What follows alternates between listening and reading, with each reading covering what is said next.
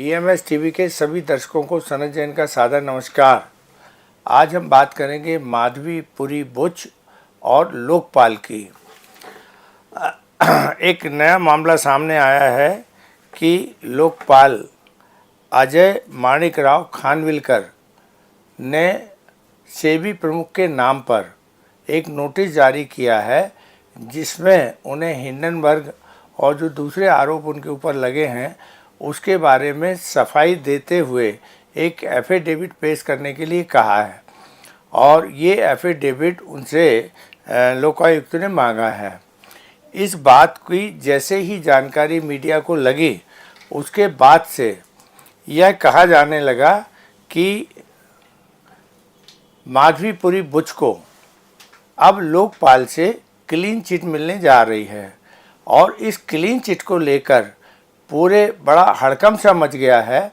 इसकी सबसे पहले शिकायत की थी जो महुआ मोत्रा हैं सांसद, तो उस समय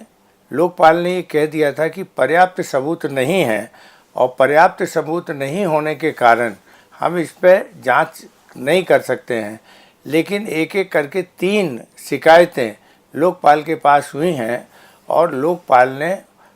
माधवीपुरी बुच को बिना नाम लिखे सेबी प्रमुख के रूप में जो नोटिस जारी किया है, तो उनसे एफिडेविट मांगा है। तो अब इसके बाद राजनीतिक हलचलें भी बड़ी तेज़ हो गई हैं और व्यापारिक हलचलें भी बड़ी तेज़ हो गई हैं कि सेबी प्रमुख को सरकार बचाने का कोशिश कर रही है। और इस बार अब लोकपाल को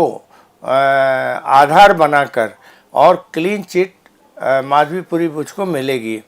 जैसे कि आप लोगों को याद हो कि राफेल घोटाले के समय जब बड़ा भारी विवाद मचा था और उस समय यह मामला सुप्रीम कोर्ट गया था, तब सुप्रीम कोर्ट ने बंद लिफाफे में सरकार ने सुरक्षा कारणों से जानकारी नहीं दी और सुप्रीम कोर्ट ने ये मामला बंद कर दिया था कि नहीं, जो भी है सुरक्षा कारणों से इसके बारे में बहस नहीं हो सकती है। और जो राफेल का सौदा हुआ था उस पर सुप्रीम कोर्ट ने सरकार को क्लीन चिट दे दी है। जस्टिस खानविलकर जो आज की तारीख में लोकपाल हैं और लोकपाल के रूप में अभी तक उनका जो कार्यकाल है वो बिल्कुल शांत कार्यकाल रहा है। और जो लोकपाल अधिनियम में एक संशोधन कर दिया गया था, मेरे ख्याल 2014 या 15 में, कि जो भी आदमी शिकायत करता है और यदि वो शिकायत झूठी पाई जाएगी तो उसके ऊपर 1 लाख रुपए का जुर्माना और 1 साल तक की कैद की सज़ा हो सकती है। तो इस कानून में संशोधन होने के बाद फिर लोगों ने लोकपाल की तरफ जाना छोड़ दिया था। लोकपाल कहाँ किस दशा में है यह अभी तक लोगों को पता नहीं था। लेकिन जिस तरीके से माधवीपुरी बुच का मामला एक तरह से सुर्खियों में बना हुआ है और प्रमुख विपक्षी दल कांग्रेस लगातार इस मामले को उठा रहा है और पीएसए की जो संसदीय समिति है उसने भी माधवीपुरी बुच को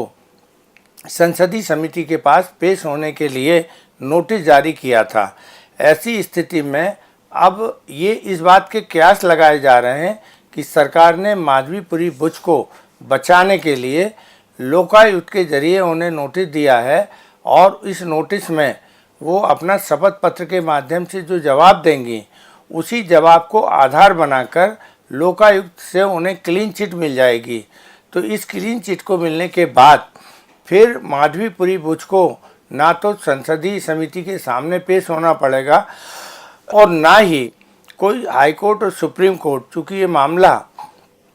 लोकपाल द्वारा डिसाइड किया गया है, तो ऐसा कह के और इस मामले की सुनवाई कहीं नहीं होगी और सरकार ने एक तरह से माधवीपुरी बुच को बचाने के लिए और फर्दर उनके ऊपर कोई कॉम्प्लिकेशन ना आए, इसके लिए यह मामला लोकपाल के लिए मतलब गया है और इसमें जल्द ही उन्हें क्लीन चिट मिल सकती है। इस बात को लेकर पूरे राजनीतिक हलकों में चर्चा हो रही है, जुडिशरी के क्षेत्र में चर्चा हो रही है, क्योंकि लोकपाल खुद सुप्रीम कोर्ट के रिटायर्ड जज हैं और वो हमेशा सरकार के पक्ष में निर्णय देने के लिए जाने जाते रहे हैं। और जाते जाते वो जो पीएमएलए एक्ट में जो संशोधन करके गए थे,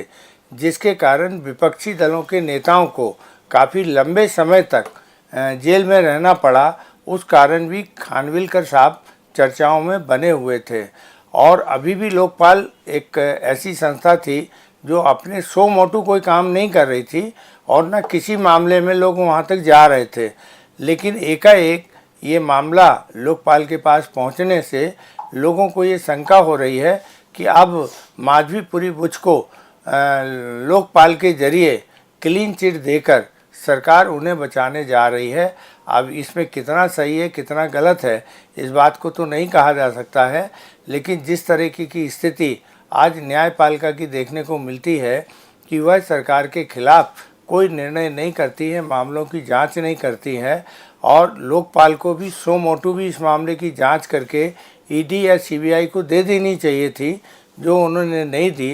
प्रथम दृष्टा जब महुआ मोइत्रा पहली बार गई थी तभी उन्हें ये कह के डरा दिया गया था कि पर्याप्त सबूत नहीं है, इसलिए हम इसको जांच नहीं करेंगे। और जांच में अभी भी जो नोटिस जारी हुआ है उसमें उन्होंने से शपथ पत्र पे जवाब मांगा है, तो वो शपथ पत्र पेश कर देंगी। और ये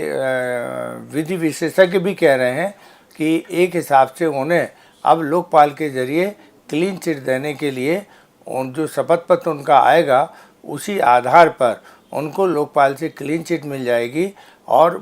माधवीपुरी बुच के ऊपर जो संकट के बादल हैं वो पूरी तरह से टल जाएंगे, क्योंकि उन्हें लोकपाल जो खुद सुप्रीम कोर्ट के जज रह चुके हैं, यदि उनकी ओर से क्लीन चिट मिलेगी तो इससे बड़ी जांच की और कोई संस्था